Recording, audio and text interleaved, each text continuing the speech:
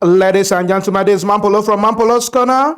Renee your mindset. Guys, Ayo Fayose, the ex-governor of Ekiti State, he be like saying, don't they put himself for problem.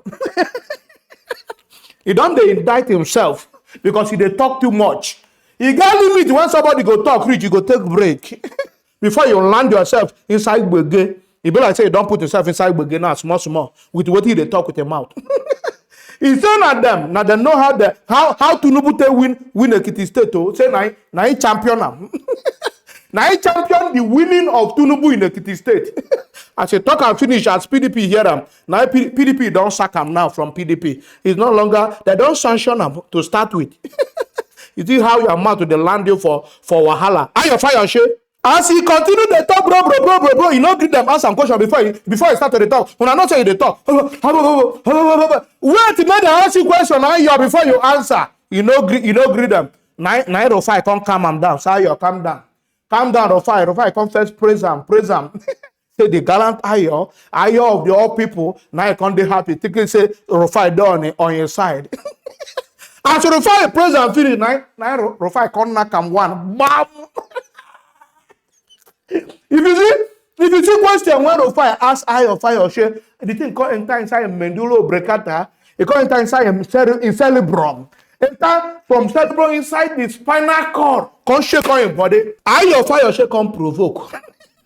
He provoke. He say, you cannot be insulting me on national TV. You cannot be. I say, he shock him. He reach inside bone marrow. Say, why this Rufai? What did they give Rufai mind?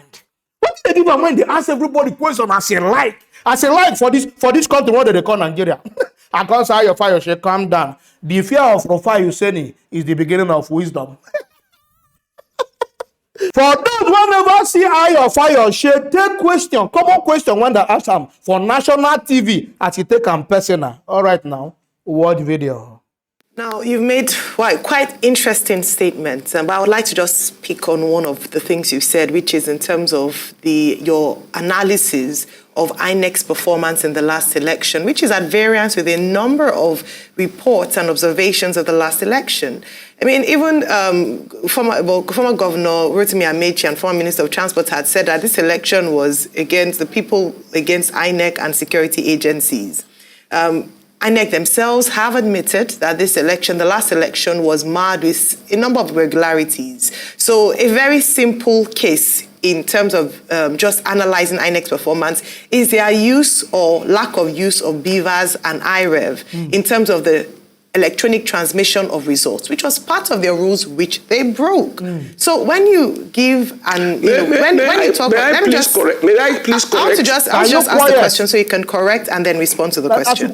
So the question is, how can you say that the process was fair and okay, giving INEC a pass mark without acknowledging very glaring mistakes and errors despite the 355 billion naira given to INEC to administrate this election? It is, I mean, it's quite interesting for you to say that. I'd like to hear your comments now on this.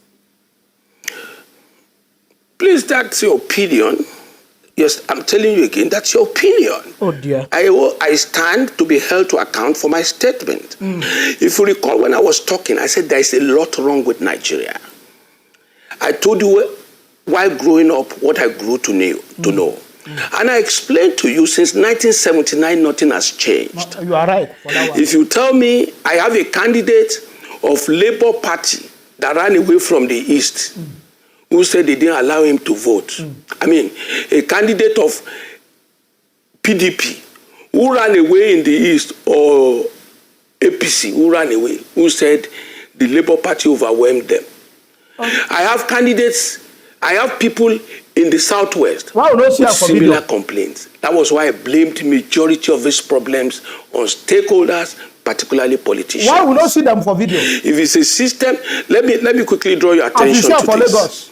President Buhari, each time they asked him in 2019, if you lose this election, would you concede?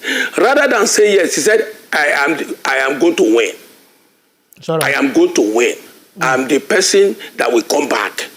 Even on election day, when they asked him in Daura, the pressman were saying, if you lose this election, he never admitted that he will lose the election. Right. So nothing has changed. Let me tell you very clearly, except our attitude, we sit back as a nation and come back to the table and begin to take responsibilities for our action and attitude, and everybody gets patriotic. It's too late in the day.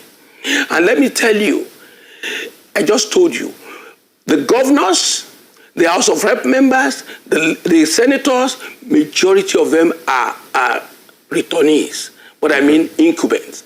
They were all desperate to win at all costs. So blaming INEC, it's a waste of time. And when you talk about INEC admittance, I admitted too that the system is sick. The institutions are not there. Nobody protects them. Let me equally tell you very clearly, it is a time, rather than to blame anyone, it's a time for us to sit back in national dialogue and draw a line, like a military officer drawing a line in red. Let me start afresh. The situation here within the settings, let me tell you that election, going by what everybody stands as stakeholders, the election was not too bad. Two things. And good to see you again, Mr. Peter Fayose. Oshokomola himself, Peter the Rock. You're the president. All you have said, thank you very much. All you have said is a justification of continued illegality in our country. And a lot of people are taken aback because also you yourself have been secretly recorded by an army captain when you were hatching out election fraud plans yourself in 2014. Jesus. And we all remember that experience. So is it that we should continue in that now? And I also like to ask you this honestly. If another person apart from Bola Ahmed Tinubu you supported won this election, would you come on air and say all of these things that you're saying, that people should move on without justice? In face, don't change. You try to just rationalize what happened in Lagos. Yes, it happened in other parts of the country. But the killings, the hurts, the laceration of people's body and the likes, that happened in parts of the country, but most importantly, what happened in Lagos. So should we justify this now because it favors people that you were in support Your of? candidate. In face, don't change. You don't verse. Can I just correct you there? I take exception to your claim that I was secretly recorded, and I take exception that nobody has proven that. Yes, I can be recorded, but nobody will ever say to you that I said they should go and rig an election. And I want to say to you, I've avoided touching on this area. When you are talking about Nigeria, let us start with the press. And let us start with your person.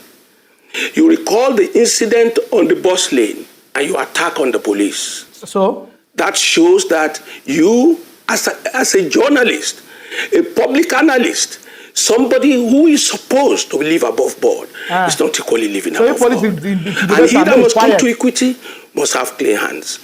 I read a lot and I listen to your comments.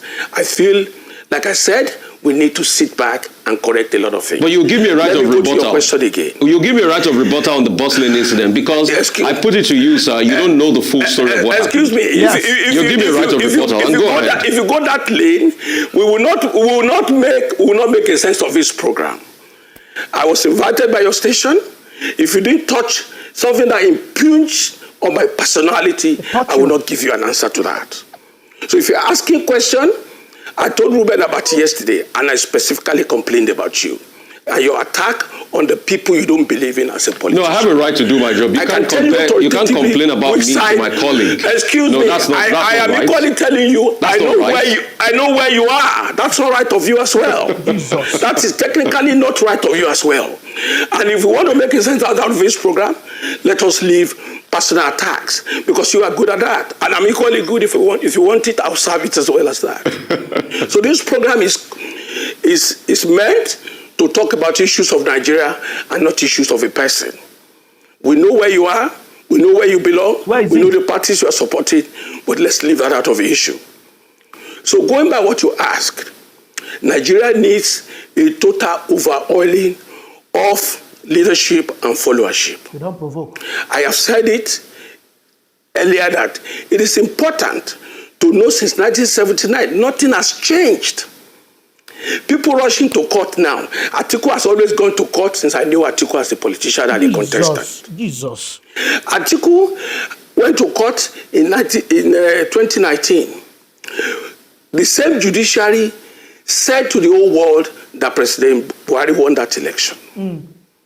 Listen to you again, and listen to me. If we are not careful, as a commentator, we will remain on the television molding the opinion of Nigerians negatively, because that is what we want them to hear.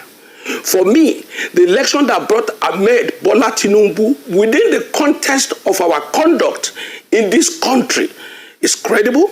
It may not be the best, because you can't tell me it's Bola Ahmed Tinubu that killed the people you are mentioning. You can't tell me it was Sanwo-Olu that killed the people in Lagos. Not be their boys. When there was an election in Ekiti, they hit me here on my back. Not be their talks. A policeman hit me with the butt of the gun. The one you shout, Most of the journalists were saying Fayose has come with his drama again. I'm in pain. I had 3 surgeries last year. I could barely walk again. But when it is good, and when it goes against people we don't want, it's the best of things that could happen. You are alive when the G5 left the PDP. You are alive when Obi left the PDP. You are alive when Kwankwanso left the PDP, and so on and so forth. You want manna to come from where? So people going to court automatically means when I go to court, the judiciary must give to you because you are complaining or because you are a complainant. Okay. Obi himself will certainly, I want to say to him, in G5 we concluded that we must support a southern presidency. That is the truth, depending on their peculiarity. And if you go to Benue, that was why Otom supported Obi in Benue. We supported Asiwaju in Ekiti. When they were talking about how did the numbers came up in Ekiti, it was us that gave it to them. Oh, Nanwarigam. Okay. Ayo Fayose was the leader of the people that supported Asiwaju and gave our own votes to him. You are the leader. Let me tell you why. I make it very express to you. Leader of the riggers. If you tell people they don't matter, they will tell you they matter. They matter.